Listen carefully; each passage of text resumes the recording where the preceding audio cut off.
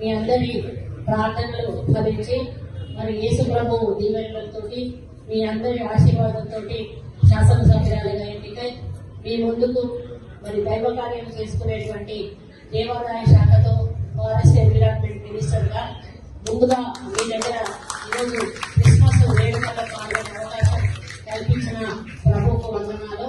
మరి మీ ప్రార్థనలు ఫలించాయి, మీ ఆశీర్వాదం, మీ సహకారం, దాంతో నేను ఎమ్మెల్యేగా గెలవడము నాకెంతో ఆనందము. మీ మీలన్నిటికీ కూడా నేను మర్చిపోను.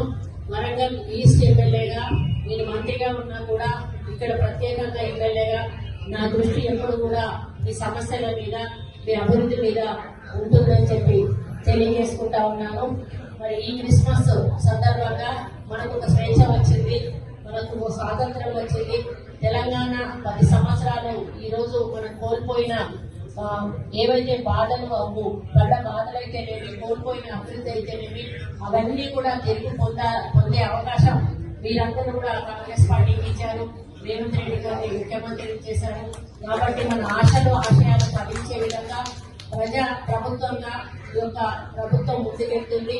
పాలకులుగా కాకుండా సేవకులుగా మీకు పనిచేస్తూ